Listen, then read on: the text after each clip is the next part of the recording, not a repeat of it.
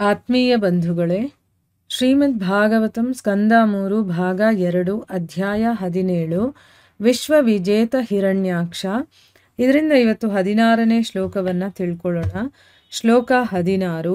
ತವಾದಿ ದೈತ್ಯೌ ಸಹಸಾ ವ್ಯಜ್ಯಮಾನಾತ್ಮ ಪೌರುಷೌ ವವೃಧಾತೇಶ್ಮಸಾರೇಣ ಕಾಯೇನಾದ್ರಿ ಬತಿ ಇವ.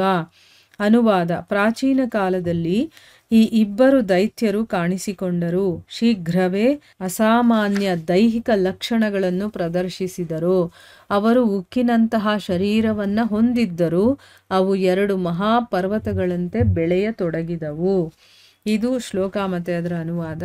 ಈಗ ಭಾವಾರ್ಥದ ಮೂಲಕ ನಾವು ಇದರ ಅರ್ಥವನ್ನು ತಿಳ್ಕೊಳ್ಳೋದಕ್ಕೆ ಪ್ರಯತ್ನ ಮಾಡೋಣ. ಓದ ಭಾಗದಲ್ಲಿ ನಾವೇನು ತಿಳ್ಕೊಂಡ್ವಿ?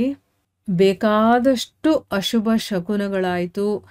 ಅದೇನೇನು ಅಂತಲ್ಲ ನಾವು ಕಂಪ್ಲೀಟಾಗಿ ತಿಳ್ಕೊಂಡಿದ್ವಿ. ಆ ಇಬ್ಬರು ರಾಕ್ಷಸರು ಹುಟ್ಟಿದ ಕಾರಣದಿಂದ ಈ ಒಂದು ನಿಸರ್ಗದಲ್ಲಿ ಬೇಕಾದಷ್ಟು ಅಶುಭ ಶಕುನಗಳೆಲ್ಲ ಆಯಿತು. ಅದನ್ನೆಲ್ಲ ನೋಡಿ ತುಂಬ ಭಯ ಪಟ್ಕೊಳ್ತಾರೆ ಎಲ್ಲರೂ ಕೂಡ.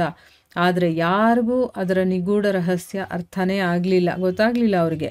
ಈಗ ಈ ಜಗತ್ತಿನ ಒಂದು ನಾಶನೇ ಹತ್ರ ಬಂದ್ಬಿಟ್ಟಿದೆಯೇನೋ, ಅಂದ್ರೇನೋ ಪ್ರಳಯ ಆಗೋಗುತ್ತೇನೋ, ಅದಕ್ಕೆ ಈ ರೀತಿಯೆಲ್ಲ ಆಗ್ತಾ ಇದೆ ಅಂತ ಅವರು ತಿಳ್ಕೊಳ್ತಾರೆ.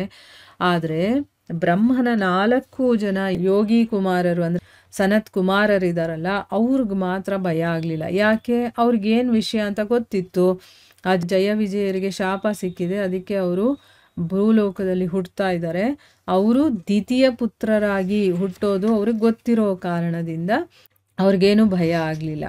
ಇಲ್ಲಿ ಮುಂದುವರೆದು ಹೇಳ್ತಾ ಇದ್ದಾರೆ, ಆ ಇಬ್ಬರು ದೈತ್ಯರು ಪ್ರಾಚೀನ ಕಾಲದಲ್ಲಿ ಕಾಣಿಸ್ಕೊಂಡ್ರು. ಅವ್ರು ಏನು ಅಂತಂದರೆ ಹುಟ್ಟಿದ ತಕ್ಷಣವೇ ಅಸಾಮಾನ್ಯ ಅಂದರೆ ಸಾಮಾನ್ಯವಾದಂತಹ ದೈಹಿಕ ಲಕ್ಷಣ ಅಲ್ಲ, ಅದನ್ನು ನಾವು ಊಹೆನೂ ಮಾಡೋದಕ್ಕಾಗಲ್ಲ ಅಂಥ ಒಂದು ದೈಹಿಕ ಲಕ್ಷಣವನ್ನು ಅವರು ತೋರಿಸ್ತಾರೆ.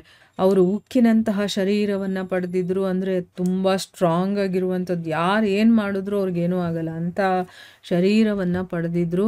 ಅವ್ರು ಹೇಗಿದ್ರು ಅಂದರೆ ಪರ್ವತಗಳಿರುತ್ತಲ್ಲ ಆ ರೀತಿ ಅವರಿಗೆ ಶರೀರ ಇತ್ತು. ಆ ಪರ್ವತಗಳು ಹೇಗೆ ಬೆಳೆಯುತ್ತೋ ಆ ರೀತಿ ಅವರ ಶರೀರ ಬೆಳೆಯೋದಕ್ಕೆ ಶುರುವಾಯಿತು ಅಂತಂದ್ಬಿಟ್ಟು ಇಲ್ಲಿ ಹೇಳ್ತಾ ಇದ್ದಾರೆ. ಈಗ ಭಾವಾರ್ಥದಲ್ಲಿ ಗುರುಗಳು ಈ ವಿಷಯದ ಬಗ್ಗೆ ಏನು ಹೇಳಿದ್ದಾರೆ ಅಂತ ತಿಳ್ಕೊಳ್ಳೋಣ. ಪ್ರಪಂಚದಲ್ಲಿ 2 ವರ್ಗದ ಮಾನವರಿದ್ದಾರೆ. ಒಬ್ಬನನ್ನು ದೈತ್ಯನೆನ್ನಲಾಗುತ್ತದೆ, ಇನ್ನೊಬ್ಬನನ್ನು ದೇವತೆ ಎನ್ನಲಾಗುತ್ತದೆ. ದೇವತೆಗಳು ಮಾನವ ಸಮಾಜದ ಆಧ್ಯಾತ್ಮಿಕ ಉದ್ಧಾರದಲ್ಲಿ ತೊಡಗಿರುತ್ತಾರೆ, ಆದರೆ ದೈತ್ಯರು ದೈಹಿಕ ಮತ್ತು ಭೌತಿಕ ಉದ್ಧಾರದಲ್ಲಿ ನಿರತರಾಗಿರುತ್ತಾರೆ. ಇಲ್ಲಿ ಗುರುಗಳು 2 ರೀತಿಯ ವರ್ಗದವರಿದ್ದಾರೆ ಮನುಷ್ಯರಲ್ಲಿ ಅಂತ ಹೇಳ್ತಾ ಇದ್ದಾರೆ. ಕೆಲವರನ್ನ ದೈತ್ಯರು ಅಂತ ಕರೀತಾರೆ, ಇನ್ನು ಕೆಲವರನ್ನ ದೇವತೆಗಳು ಅಂತ ಕರೀತಾರೆ. 2 ವರ್ಗ. ಯಾರನ್ನ ದೈತ್ಯರು ಅಂತಾರೆ, ಯಾರನ್ನ ದೇವತೆ ಅಂದರೆ ಅವ್ರು ನಡ್ಕೊಳ್ಳೋ ರೀತಿ ಇರುತ್ತಲ್ಲ, ಅದರಿಂದ ಇದು ಗೊತ್ತಾಗತ್ತೆ. ಈಗ ದೇವತೆಗಳು ಏನು ಮಾಡ್ತಾರೆ ಅಂದರೆ ಮಾನವ ಸಮಾಜದ ಆಧ್ಯಾತ್ಮಿಕ ಅಂದರೆ ಈ ಸಮಾಜದಲ್ಲಿರುವಂಥ ಜೀವಿಗಳು ಮತ್ತು ಅವ್ರು ನಡ್ಕೊಳ್ಳೋ ರೀತಿ, ಮಾತಾಡೋದು ಎಲ್ಲನೂ ಕೂಡ ಅದು ಹೇಗಿರುತ್ತೆ ಅಂತಂದರೆ ಆಧ್ಯಾತ್ಮಿಕತೆಯಲ್ಲಿ ಅವರು ಮುಂದುವರಿಬೇಕು, ಆ ರೀತಿಯ ಕೆಲಸಗಳಲ್ಲಿ ಅವರು ತೊಡಗಿರ್ತಾರೆ. ಅದು ತಮ್ಮ ಒಂದು ಆಧ್ಯಾತ್ಮಿಕ ಉದ್ಧಾರನೂ ಆಗಿರ್ಬೋದು ಅಥವಾ ಬೇರೆಯವ್ರ ಬಗ್ಗೆನೂ ಆಗಿರ್ಬೋದು. ಅವರು ಯಾವಾಗಲೂ ಆಧ್ಯಾತ್ಮಿಕದ ಕಡೆ ಮುಂದುವರಿಬೇಕು, ಅದಕ್ಕೇನೇನು ಬೇಕೋ ಆ ರೀತಿಯ ಒಂದು ಕೆಲಸದಲ್ಲಿ ಅವರು ತೊಡಗಿರ್ತಾರೆ. ಆದರೆ ದೈತ್ಯರು ಏನು ಮಾಡ್ತಾರೆ ಅಂದರೆ ಬರೀ ತಮ್ಮ ದೇಹ ಮತ್ತು ಈ ಭೌತಿಕ ಜಗತ್ತಿನ ಉದ್ಧಾರ ಏನಿದೆಯೋ ಅದರ ಬಗ್ಗೆ ತೊಡಗಿರ್ತಾರೆ. ಈಗ ಹಿಂದಿನ ಕಾಲದಲ್ಲಿ ನಾವು ಬೇರೆ ರೀತಿ ಅರ್ಥ ಮಾಡ್ಕೋಬೇಕು. ಈ ಕಲಿಯುಗದಲ್ಲಿ ಜನಗಳು ಇದಾರಲ್ವ, ಅವರಲ್ಲಿ 2 ವರ್ಗ ಹೇಗೆ ಮಾಡೋದು ಅಂತಂದರೆ ಯಾರು ಸಮಾಜದಲ್ಲಿ ಆಧ್ಯಾತ್ಮಿಕದ ಉನ್ನತ ಮಟ್ಟಕ್ಕೆ ಏರಿಸೋದಕ್ಕೆ ಏನೆಲ್ಲ ಕೆಲಸಗಳು ಮಾಡ್ತಿರ್ತಾರೋ ಅಂಥವ್ರನ್ನ ನಾವು ದೇವತೆಗಳು ಅಂತ ತಿಳ್ಕೋಬೇಕು. ಬರೀ ಈ ದೇಹವನ್ನು ಚೆನ್ನಾಗಿಟ್ಕೊಳ್ಳೋದು, ಸೌಂದರ್ಯವಾಗಿ ನಾನು ಕಾಣಿಸ್ಬೇಕು ಅಂತ ಅದಕ್ಕೋಸ್ಕರ ಇಂಪಾರ್ಟೆನ್ಸ್ ಕೊಡೋದು, ಮತ್ತು ಈ ಭೌತಿಕ ಜಗತ್ತಿನಲ್ಲಿರುವಂಥ ಐಶ್ವರ್ಯಗಳನ್ನು ಹೆಚ್ಚು ಮಾಡ್ಕೊಳ್ಳೋದು, ಅದರಲ್ಲಿ ಯಾವುದರಲ್ಲಿ ಉದ್ಧಾರಕ್ಕೆ ಸದಾ ನಿರತರಾಗಿರ್ತಾರೋ ಅಂಥವರನ್ನು ದೈತ್ಯರು ಅಂತ ತಿಳ್ಕೋಬೇಕು ಅಂತ ಇಲ್ಲಿ ಹೇಳ್ತಾ ಇದ್ದಾರೆ. ದಿತಿಯಲ್ಲಿ ಜನಿಸಿದ ಇಬ್ಬರು ದೈತ್ಯರು ತಮ್ಮ ಶರೀರವನ್ನು ಉಕ್ಕಿನಂತೆ ಬಲಿಷ್ಠವಾಗಿಸಲು ತೊಡಗಿದರು. ಅವರು ಬಾಹ್ಯಾಕಾಶವನ್ನು ಸ್ಪರ್ಶಿಸುತ್ತಾರೋ ಎನ್ನುವಷ್ಟು ಎತ್ತರವಾಗಿದ್ದರು. ಬೆಲೆ ಬಾಳುವ ಆಭರಣಗಳಿಂದ ಅಲಂಕೃತರಾಗಿದ್ದರು. ಅದನ್ನೇ ತಮ್ಮ ಬದುಕಿನ ಯಶಸ್ಸೆಂದು ಅವರು ಭಾವಿಸಿದ್ದರು. ನೋಡಿ, ಒಬ್ಬ ದೈತ್ಯ ಅಂತ ಅನ್ನಿಸ್ಕೊಳ್ತಾನಲ್ಲ, ಅವನು ಹೇಗಿರ್ತಾನೆ ಅಂದರೆ, ಈಗ ಈ ಇಬ್ಬರು ರಾಕ್ಷಸರನ್ನು ಎಕ್ಸ್ಪ್ಲೇನ್ ಮಾಡ್ತಾರೆ ನೋಡಿ, ಆ ರೀತಿ ಬರೀ ತಮ್ಮ ಶರೀರದ ಬಗ್ಗೆ, ಐಶ್ವರ್ಯದ ಬಗ್ಗೆ ಯೋಚನೆ ಮಾಡ್ತಾರಲ್ಲ, ಹಣ ಆಸ್ತಿ ಪಾಸ್ತಿ ಅಂತೆಲ್ಲ, ಅವರನ್ನ ದೈತ್ಯರು ಅಂತ ಹೇಳೋದು. ಅವರು ತಮ್ಮ ಉನ್ನತಿಯ ಬಗ್ಗೆ, ತಾನು ಆತ್ಮ ಮತ್ತು ನಾನು ಪರಮಾತ್ಮನನ್ನ ಪಡಿಬೇಕು, ಅದಕ್ಕೆ ನಾನು ಏನು ಸಾಧನೆ ಮಾಡಬೇಕು, ಈ ಸಮಾಜದಲ್ಲಿ ಇದ್ಕೊಂಡು ಅಂಥ ಕೆಲಸಗಳನ್ನು ಮಾಡೋದು, ಬೇರೆಯವ್ರಿಗೂ ಅದರ ಬಗ್ಗೆ ತಿಳುವಳಿಕೆಯನ್ನು ಮೂಡಿಸೋದು, ಅವ್ರಿಗೂ ಕೂಡ ಜಾಗೃತರನ್ನಾಗಿ ಮಾಡೋದಕ್ಕೆ ಏನಾದರೂ ಒಂದು ಕೆಲಸಗಳನ್ನು ಮಾಡೋದು, ಅಂಥದ್ದೆಲ್ಲ ಮಾಡ್ತಿರ್ತಾರಲ್ಲ, ಅವರನ್ನ ದೇವತೆಗಳು ಅಂತ ಕರೆಯೋದು.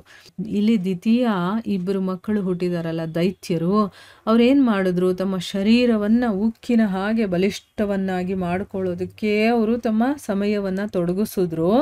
ಅವರು ಎಷ್ಟು ಎತ್ತರಕ್ಕೆ ಬೆಳೆದಿದ್ದಾರೆ ಅಂತಂದರೆ, ಆಕಾಶನೇ ಮುಟ್ತಾ ಇದ್ದಾರೇನೋ, ಅದನ್ನು ಸ್ಪರ್ಶ ಮಾಡೋದಕ್ಕಾಗುತ್ತೇನೋ ಅವರಿಗೆ ಅನ್ನುವಷ್ಟು ಎತ್ತರವಾಗಿ ಬೆಳೀತಾ ಇದ್ದಾರೆ.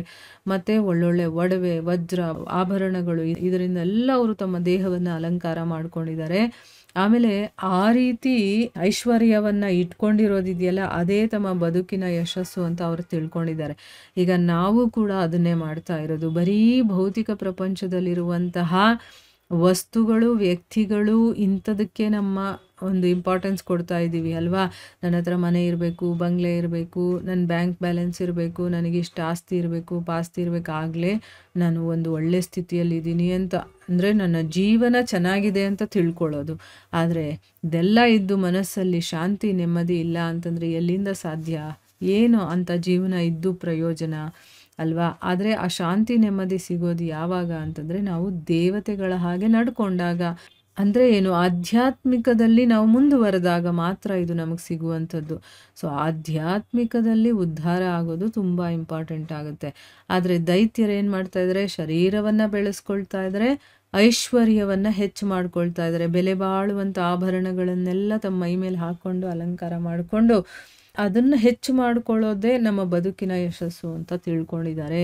ಮೂಲತಃ ಇದು ವೈಕುಂಠದ ದ್ವಾರಪಾಲಕರಾದ ಜಯ ಮತ್ತು ವಿಜಯರು ಈ ಭೌತಿಕ ಜಗತ್ತಿನಲ್ಲಿ ಜನಿಸುವಂತೆ ಹಾಕಿದ ಯೋಜನೆ. ಅವರು ಋಷಿಗಳಿಂದ ಶಾಪಕ್ಕೊಳಗಾಗಿದ್ದರು. ಅವರು ದೇವೋತ್ತಮ ಪರಮ ಪುರುಷನೊಂದಿಗೆ ಸದಾ ಕುಪಿತರಾಗಿರುವ ಪಾತ್ರವನ್ನು ವಹಿಸಬೇಕಾಗಿತ್ತು. ದೈತ್ಯ ಸದೃಶ ವ್ಯಕ್ತಿಗಳಾಗಿ ಅವರು ಅದೆಷ್ಟು ಕೋಪಗೊಂಡರೆಂದರೆ, ಅವರು ದೇವೋತ್ತಮ ಪರಮಪುರುಷನನ್ನು ಗಮನಿಸಲೇ ಇಲ್ಲ, ಆದರೆ ಶರೀರ ಸೌಖ್ಯ ಮತ್ತು ಶರೀರೋನ್ನತಿಯನ್ನು ಮಾತ್ರ ಯೋಚಿಸಿದರು. ನೋಡಿ, ಇಲ್ಲಿ ಮೂಲತಃ ಈ ಇಬ್ಬರು ಇದ್ದಾರಲ್ಲ ದೈತ್ಯರು, ಅವರು ವೈಕುಂಠದ ದ್ವಾರಪಾಲಕರಾದಂಥ ಜಯ ವಿಜಯರು. ಇದು ನಮಗೆ ಗೊತ್ತಿದೆ ಅಲ್ವಾ. ಈ ಕಥೆಯನ್ನು ಕೇಳ್ತಾ ಇರೋದ್ರಿಂದ ನಮಗೆ ಆ ದೈತ್ಯರು ಯಾರು, ಯಾಕೆ ಇಲ್ಲಿಗೆ ಬಂದರು ಅನ್ನೋದೆಲ್ಲ ನಮಗೆ ವಿವರವಾಗಿ ಗೊತ್ತಿದೆ. ಸೊ ಅವರು ವೈಕುಂಠದ ದ್ವಾರಪಾಲಕರಾದಂತಹ ಜಯ ವಿಜಯರು ಈ ಜಗತ್ತಿಗೆ ಬಂದು ಇಲ್ಲಿ ಹುಟ್ಟಬೇಕು ಅನ್ನೋದಕ್ಕೆ ಒಂದು ಪ್ಲ್ಯಾನ್ ಮಾಡಿರುವಂಥದ್ದು. ಇದೆಲ್ಲ ಘಟನೆ ಆಗೋದಕ್ಕೆ ಕಾರಣ ಅವರು ಇಲ್ಲಿ ಬರಬೇಕು ಅಂತ. ಅವರು ಋಷಿಗಳಿಂದ ಶಾಪಕ್ಕೊಳಗಾಗಿ ಈ ಒಂದು ಭೂಲೋಕಕ್ಕೆ ಬಂದು ಹುಟ್ಟಿದ್ದಾರೆ ದೈತ್ಯರಾಗಿ. ಅವರು ಭಗವಂತನ ಜೊತೆ ಸದಾ ಕೋಪ ಮಾಡಿಕೊಂಡಿರುವಂಥ ಪಾತ್ರವನ್ನು ಇಲ್ಲಿ ಅವರು ನಟಿಸ್ಬೇಕಾಗಿತ್ತು. ಅದಕ್ಕೋಸ್ಕರನೇ ಬಂದಿರುವಂಥದ್ದು. ದೈತ್ಯ ಸದೃಶ ವ್ಯಕ್ತಿಗಳಾಗಿ ಅವರು ಎಷ್ಟು ಕೋಪ ಮಾಡ್ಕೊಂಡಿದ್ರು ಅಂತಂದರೆ, ಅವರು ಭಗವಂತನನ್ನು ಗಮನಿಸಲೇ ಇಲ್ಲ. ಬರೀ ತಮ್ಮ ಶರೀರದ ಸೌಖ್ಯತೆ ಮತ್ತು ಈ ಶರೀರವನ್ನು ಹೇಗೆ ನಾವು ಸದೃಢವಾಗಿ ಬೆಳೆಸಬೇಕು, ಅದಕ್ಕೆ ಏನೇನೆಲ್ಲ ಅಲಂಕಾರ ಮಾಡಬೇಕು, ಅದ್ರ ಕಡೆ ಮಾತ್ರ ಯೋಚನೆ ಮಾಡ್ತಾ ಇದ್ದಾರೆ. ಅವರು ಭಗವಂತನನ್ನು ಕಂಪ್ಲೀಟಾಗಿ ಮರ್ತೇ ಬಿಟ್ಟಿದ್ದಾರೆ. ಈಗ ನಾವು ಮಾಡ್ತಾ ಇರೋದು ಅದೇ, ಭಗವಂತನನ್ನು ಕಂಪ್ಲೀಟಾಗಿ ಮರ್ತು ಹೋಗಿದ್ದೀವಿ. ಬರೀ ನಾವು ಈ ಶರೀರವನ್ನು ಪೋಷಣೆ ಮಾಡೋದು, ಇದಕ್ಕೇನು ಅಗತ್ಯಗಳು ಬೇಕೋ ಅದನ್ನು ಕೊಡೋದು, ಅದನ್ನು ಅಲಂಕಾರ ಮಾಡ್ಕೊಳ್ಳೋದಕ್ಕೆ ಏನು ಬೇಕೋ ಅದನ್ನು ಮಾಡೋದು, ಮತ್ತು ಅದಕ್ಕೆ ಸಂಬಂಧಪಟ್ಟವ್ರ ಮೇಲೆ ಅಟ್ಯಾಚ್ಮೆಂಟ್ ಇಟ್ಕೊಳ್ಳೋದು, ಇನ್ನೇನೇನೋ ಮಾಡಿಕೊಂಡು ಇದರಲ್ಲಿ ಕಾಲಹರಣ ಮಾಡ್ತಾ ಇದ್ದೀವಿ ಹೊರತು ನಾವು ಸಂಪೂರ್ಣವಾಗಿ ಭಗವಂತನನ್ನು ಮರ್ತೇ ಬಿಟ್ಟಿದ್ದೀವಿ. ಅಲ್ಲಿಗೆ ನಾವು ಕೂಡ ದೈತ್ಯರು ಅಂತ ಅನ್ನಿಸ್ಕೊಳ್ತೀವಲ್ವಾ. ಈಗ ಅದನ್ನೆಲ್ಲ ಬಿಟ್ಟು ಒಂದೊಂದಾಗಿ ಬಿಡ್ತಾ ಬರಬೇಕು. ನಾವು ಬಿಡ್ತಾ ಬಿಡ್ತಾ ಬಿಡ್ತಾ ಬರೀ ನಾವು ಭಗವಂತನನ್ನು ಮಾತ್ರ ಮನಸ್ಸಲ್ಲಿ ಇಟ್ಕೋಬೇಕು. ನಾವು ಅವನ ಜೊತೆ ಮತ್ತೆ ಹೋಗಿ ಸೇರಿಕೊಳ್ಬೇಕು. ಅದಕ್ಕೇನು ಮಾಡಬೇಕು ಆ ಕೆಲಸವನ್ನು ಮಾಡಬೇಕು. ಆಗ ನಾವು ದೇವತೆಗಳು ಅಂತ ಅನ್ನಿಸ್ಕೊಳ್ಳೋದಕ್ಕೆ ಸಾಧ್ಯ ಆಗುತ್ತೆ. ಸೊ ಈಗ ನಮಗೆ ಕೆಲವೊಂದು ವಿಚಾರಗಳು ಗೊತ್ತಾಗಿದೆ ಅಲ್ವಾ.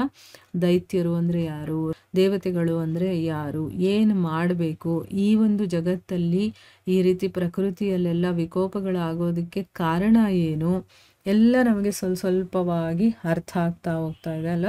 ಈ ರೀತಿನೇ ಅರ್ಥ ಮಾಡಿಕೊಂಡು ಅವ್ರು ಏನು ಹೇಳ್ತಾರೋ ಅದರಲ್ಲಿ ನಮಗೆ ಆದಷ್ಟು ಮಟ್ಟಿಗೆ ನಾವು ಚೇಂಜ್ ಮಾಡ್ಕೊಳ್ಳೋದಕ್ಕೆ ಪ್ರಯತ್ನ ಮಾಡಬೇಕು. ನಮ್ಮ ಜೀವನದಲ್ಲಿ ಅವ್ರು ಹೇಳಿರುವಂಥದ್ದನ್ನು ಅಳವಡಿಸ್ಕೋಬೇಕು. ಅವ್ರು ಯಾವುದನ್ನು ಬಿಡಬೇಕು, ಈ ರೀತಿ ಇರಬಾರ್ದು ಅಂತಾರೋ ಅದನ್ನೆಲ್ಲ ಬಿಡೋದಕ್ಕೂ ಕೂಡ ನಾವು ಪ್ರಯತ್ನ ಮಾಡ್ತಾ ಹೋದಾಗ ನಮ್ಮ ಜೀವನದಲ್ಲಿ ಉನ್ನತಿಯನ್ನು ಪಡೆಯೋದಕ್ಕೆ ಖಂಡಿತವಾಗ್ಲೂ ಸಾಧ್ಯ ಆಗುತ್ತೆ ಅಂತ ತಿಳಿಸ್ತಾ ಇಲ್ಲಿಗೆ ನಾವು ನಿಲ್ಲಿಸೋಣ. ಹರೇ ಕೃಷ್ಣ.